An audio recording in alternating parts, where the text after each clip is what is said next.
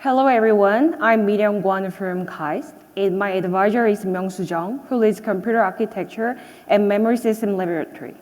Today, I'll talk about our work, which is a DC store eliminating noise neighbor containers using deterministic I/O performance and resource isolation. This work is technically supported by and collaborate with Samsung.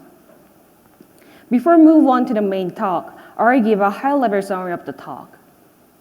The motivation of this work is that when sharing storage device in a multi-container environment, the write-intensive container is a noisy neighbor of read-intensive container. Thus, to eliminate the noisy neighbor container, we physically separate the I/O paths of a single SSD and provide the isolated storage volume to containers. And we name this hardware-level design as divided SSD. Divided SSD can eliminate the foreground noise sound, which is a write operation issued by the application. But how about the background noise sound, which is a write operation issued by operating system? This is uncovered noise sound, and it cannot be served by the divided SSD. Therefore, we pin the I/O destination of OS metadata per container, and it allows us to isolate the background noise sound from the container, and we name this system-level support as I/O Tacker. DC store is both hardware-level support and system-level support. The hardware-level solution, divided SSD, can eliminate the foreground noise sound, while the system-level support, I/O Tacker, can eliminate the background noise sound. Then now, let's move on to the main talk. And firstly, let's go over how multi-container scenario looks like. In this work, we use Facebook scenario as a representative example of multi-container. The Facebook scenario can be summarized as interspersing bursty writes into certain reads, which is introduced in the Flash Memory Summit 2018. And the goal of storage sharing of Facebook scenario is service the read operation as fast as possible without impact of write operation. To make the Facebook scenario easier to understand, let's consider a read-intensive container which frequently reads the contents of storage device as a music listener, and a write-intensive container which frequently writes the contents of storage device as the singers. Then the goal of storage sharing could be things like, let music listener can enjoy the music in a quiet environment. A solution for sharing a single space with two people is to divide a single space into two logically separate rooms. Therefore, we can be used as a room for listening to music and another for singing a song. So let's test the soundproofing of the logically separate room. For this test, one music listener and three singers were assigned to the single storage device. And we will check how quietly container A can enjoy the music. Let's analyze the user experience of the container A who is listening to music. The user experience will be explored through the time series analysis. In the graph on the right, the x-axis is a time, and the y-axis is a read latency, which is a metric of how quietly container A can enjoy the music. We add a single person into next logically separate room for every 30 seconds. When container A listened to music alone, it was really quiet. But as the number of singing persons gradually increased, we could see that the noise sound is too much. In other words, even if we divide a single space into multiple logically separate rooms, listening to music is significantly impacted by the singing a song. The main cause of noise sound is that logically separate volumes only separates the NAND flash media, and it shares all of the hardware resources in the storage, from I/O queues to the NAND flash channels. Thus, the write operation could be noise sound to the read operation. To eliminate the noise neighbor, we propose a hardware-level solution named divided SSD. From now on, let's go over how divided SSD works. The main idea is do not share any hardware resources in the I/O path. that is, the internal resources of storage device, are physically divided into several groups, and the unit is named NBIM set. In order to check if a divided SSD really works, we implemented a hardware prototype, and our prototype consists of 4 NVM sets as an example, and the number of NVM sets could be varying. Let's see how the kernel recognizes the implemented hardware prototype. With the divided SSD prototype, we can see 4 separate NVM sets, and each NVM set has its own firmware. So let's test the soundproofing again, but in this time we use physically separate room of divided SSD. And we evaluated divided SSD with both a synthetic application, which is a FIO, and real application, which is LAMP stack. In the synthetic application test, we observed that although the number of write containers increased, there is no performance impact of read container. In other words, divided SSD will isolate the noise sound. Next, for better evaluation, we also tested divided SSD with database, which is well-known as a write-intensive application. Moreover, in the containerized system, they use first stack of database, which is LAMP, Linux plus Nginx plus MySQL plus PHP. As a benchmark, we select TPCC. Then the whole procedure of LAMP stack is TPCC send the HTTP request to the web server, and Nginx transfer the request via JSON file, and PHP finally requests a DB query to the MySQL. As a positive way of query requesting, MySQL responds to PHP, and then result is finally reached to the host side. At this time, we evaluated the input and output patterns of the room where container A is listening to music. We test 2 scenarios. One is listening to music alone, and another is put 3 singing people in the next room. In the case of 3 more singing people, we observed that unexpected noise sound. Let me explain the cause of unexpected noise sound from now on. Limitation of the conventional noise sound is we only consider the foreground noise sound, which is generated by the application. However, there is another type of noise sound, which is a background noise sound, and it is issued by the operating system in background. Therefore, we define the noise sound as foreground write operation plus background write operation. The representative example of background noise sound is page frame reclaiming. And OS generates the container's metadata I/O in background without intervention of container. Note that OS level virtualization shares the host OS, and in the Linux system, page frame reclaiming is managed in the same manner for normal process in container. Let's check how page frame reclaiming works in Linux system. I'll explain with our divided SSD. In Linux system, there is a single swap area in general, and all page frame reclaiming is handled in the swap area regardless general process or containers. In other words, page frame reclaiming generates another type of noise sound, and divided SSD cannot solve this problem. What if we use multiple swap area in the divided SSD? When there is multiple swap area in the Linux system, Linux uses them in round-robin fashion. Therefore, if we use the multiple swap area, although we can reduce the burden of OS metadata I/O compared to the single swap area, still there is noisy sound. So we can eliminate the OS invoked noise sound by pinning the metadata destination per container in system level. Let's check the details of proposed system level support. To eliminate the noise of background write operation, I/O Tacker mainly provides 3 system level support. First, the Sharable Pinnable property of swap area. Second, Docker's container creation with swap area pinning information. At last, pinned information-aware page frame reclaiming. Let's go over the details from the first support, which is Sharable, Pinnable, swap area property.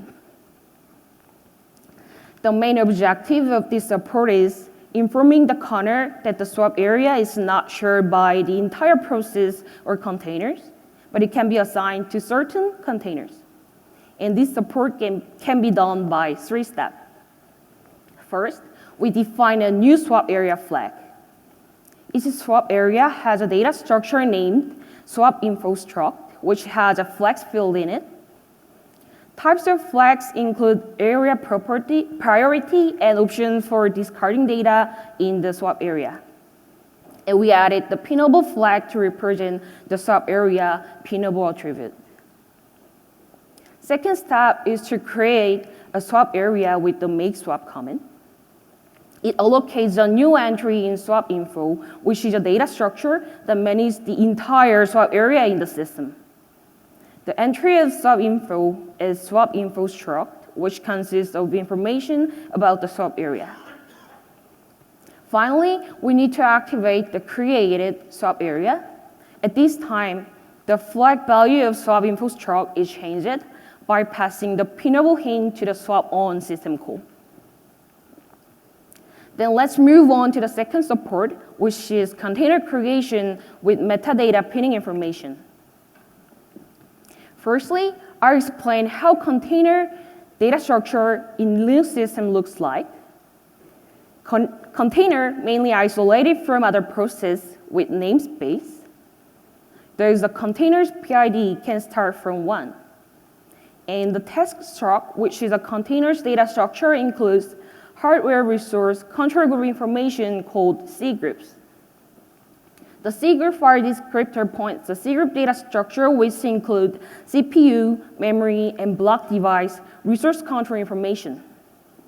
For example, memory Cgroup includes swampness information and maximum capacity the container can use.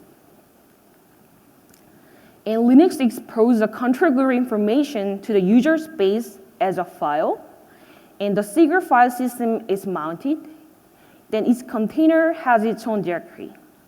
Then each hardware resource, such as CPU, memory, and block device, also has its own directory.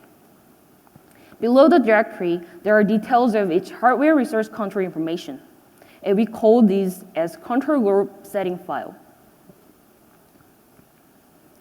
The benefits of file system support is when we perform the file write into the control group setting file in user space, kernel will update its data structure value in the kernel space. In order to support per container metadata pinning, we define new control group setting file. The main objective of this support is informing kernel the container's metadata I/O should be put into the shared swap area or certain swap area.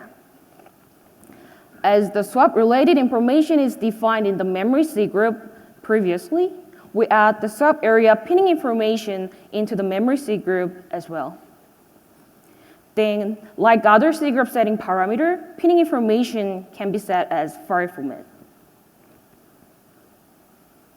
In this slide, let me explain how a container can be created. Container management platform, such as Tacker, helps OS-level virtualization can be adopted to user quickly. Tacker provides simple API to programmers to make them easy to create or delete container or execute any application within the container. Let's check the example of Tacker usage in this slide. As shown in the slide, we can send the Tacker command via the terminal. So when we type Tacker create command, OS creates container. Then when we type Tacker execute command, OS lets container can execute computation in it. At last, when we type the Tacker remove command, OS destroys the container and deletes all container-related data. For more details, when Tacker client sends Tacker create command via Tacker stack, container engine invokes system calls to create container-related kernel data structure. In this slide, I will explain how it works.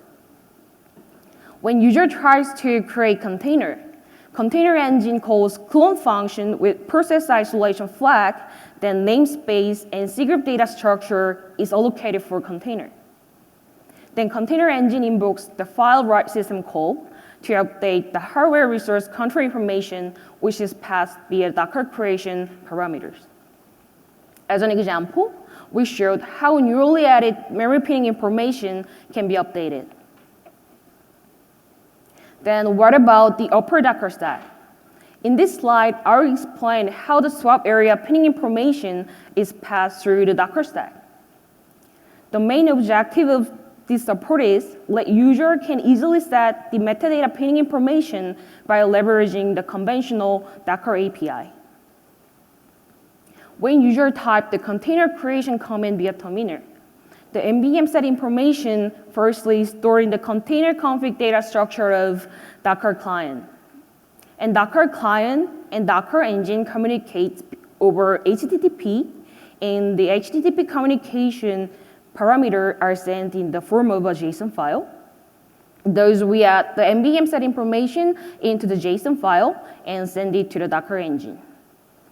Then Docker engine puts the information into host config data structure. Docker engine communicates with container engine through the Google remote procedure call. So pinned information is sent through the Google RPC request. Then container engine put the information into its config data structure. And after that, container engine performed the system call to create the container-related kernel data structure, like what I explained in the previous slide. At last, let me explain how Linux kernel uses the pinned information at runtime. In this slide, I'll explain the procedure of page frame reclaiming. The procedure of page frame reclaiming can be divided into 3 steps. The first step is to add victim page to the swap cache. And OS selects the victim page from the allocated page frame. And they put the page table entry of the victim page into the swap cache. Swap cache is a PT list of victim pages in special case of page cache. In the second step, we assign a swap slot to the victim page. Swap area is managed in units of swap slots. And whether or not a swap slot is allocated can be known through the swap map information. And the way to select the target swap area is to search swap info, which is a data structure that manages the swap area of the entire system. And if there is a multiple swap area, you will use a round-robin fashion to select the swap area. Once the swap area is determined, the swap map field can be accessed from the swap info struct, and a free swap slot can be allocated to the victim page. The destination of swap slot will be stored in the swap cache in a format of swap entry data structure by overriding the swap cache, which was a page table entry of page A. The last step is to write a victim page into the swap slot. Like a dirty page, the victim page will be write back to the SSD at some point. And this is a background noise sound. In this slide, I'll explain which counterpart is modified to support pinned information aware page frame reclaiming. The main objective of this support is that kernel can support both shared space metadata I/O and pinned space metadata I/O. This support is based on containers memory pinned information, which is stored when container is created. The key idea behind modifying the kernel is to let the kernel know the owner container of the victim page and the metadata destination of the container when the victim page is selected at runtime. As the victim page's data structure includes page owners, Cgroup information, so when the victim page is selected, Linux can refer Cgroup information and perform the metadata I/O into the pinned area. At last, let me introduce the evaluation result of DC store. We have both baseline and divide SSD, which have 4 logical partition and 4 NVM sets, respectively. The baseline and divide SSD have exactly same hardware configuration. The total capacity is 2 terabyte, and totally it has 8 channels. That is, each NVM set of divide SSD uses only 2 channels. Moreover, in order to provide system-level support, we modify Linux kernel version 5.0.7, which has Cgroup version 1, and we also modify util-linux for swap-on system call and Tacker, which version is 18.9.7. In addition, let's redefine the application type with the redefined noisy sound.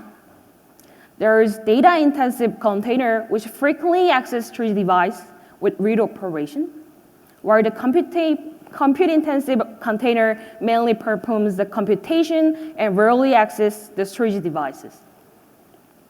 In addition, a memory-hungry application is selected as a noisy neighbor, which generates many background I/O. The real application of each type was evaluated as follows. For data-intensive application, we selected grab, word count, and min-max. And for the compute-intensive application, we select sort. Lastly, for memory-hungry application, we prepared the LAMP, which is a full stack of database. To compare and evaluate the baseline and DC store, we launched 2 containers. One was tested with the data-intensive or compute-intensive, and the other with a memory-hungry application that generates a lot of metadata I/O. And baseline SSD uses single swap area, while the DC store uses pinned swap area, which is supported by I/O Tacker. First of all, we measure the overall execution time of application. Compared to baseline, DC store shows much shorter execution time. This is because the DC store eliminates both foreground noise sound and background noise sound. And there is a performance improvement even in the case of compute-intensive application. Second, let's analyze the evaluation in the time series perspective. In the right figure, the x-axis is time, and the y-axis is I/O latency. In addition, the gray-colored graph shows the noisy neighbor behavior. As you can see from the figure, baseline is heavily influenced by noisy neighbors, while DC store showed a consistent performance over time regardless of the noisy neighbor. Again, DC store does not impacted by any noisy neighbor. Not only for the overall performance of DC store, we test I/O Tacker with 3 test scenarios. First, default means the general single swap area of Linux system. Second, the round robin means the multiple swap area of Linux system, and they will be used in round robin fashion. Last, private means our proposed I/O Tacker swap area pinning method. Let's check 3 different swap area usage method in execution time viewpoint. While private method shows short execution time, default experience much longer execution time compared to private due to the many I/O conflicts of background write operation. And although round robin can spread the burden of single swap area into multiples, we cannot eliminate all of the I/O conflict from background write. To sum up, the private, which is supported by I/O Tacker, is much faster than default and round robin due to remove noise I/O metadata I/O. Let's analyze the evaluation in the time series perspective. And the gray color graph and orange color graph shows the noisy neighbor behaviors. Like previous slide, default shows significant impact of noisy neighbor, and round robin fashion is better than default, but still there is I/O interference of noisy neighbor. But our I/O Tacker method do not experience any noise sound from neighbor containers. Let me close today with taught with a single slide. This store successfully eliminates the noisy I/O request, both foreground noise sound and background noise sound, and improves the performance of other read-intensive containers. The hardware level solution divide SSD provides storage sharing and isolation, so it can be used in other noisy neighbor scenarios as well. And the system level support I/O Tacker is pinning the storage location of OS metadata I/O, so it can be used in other background noise sound as well. Thank you very much for your attention. If you have any questions, then please let me know.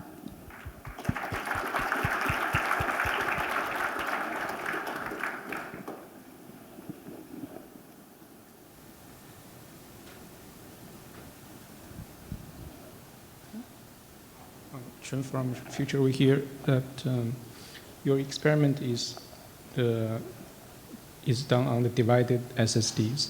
Do you think that you can get the same performance or isolation on the logically partitioned SSDs?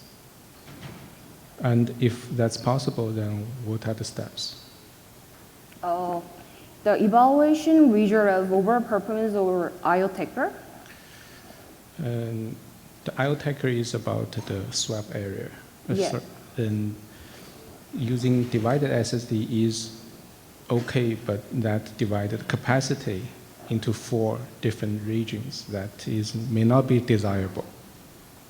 Because if I want SSD, I don't want 4 individual SSDs. I want something that I can share. Right? In the case that I'm sharing capacity, do you think that by dividing the queues or priority the queues or time sharing the accesses on the NVMe queue level, then maybe that's possible?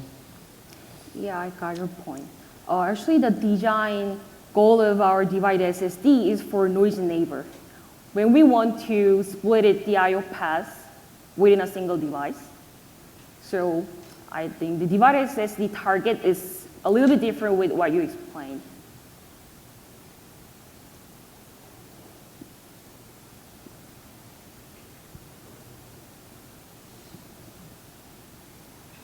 Hi, good work. Thank you. Jerry from Future. And the question is that besides the swap area separation for the background traffic, have you considered, have you observed anything through the SSD internal traffic, including the wire leveling and the GC? Yeah, we can consider the SSD internal traffic if I can control the SSD controller, but actually I use a real hardware device, and I didn't use a simulator, so I think I cannot test with the SSD internal traffic. Okay, well let's thank our speaker one more time.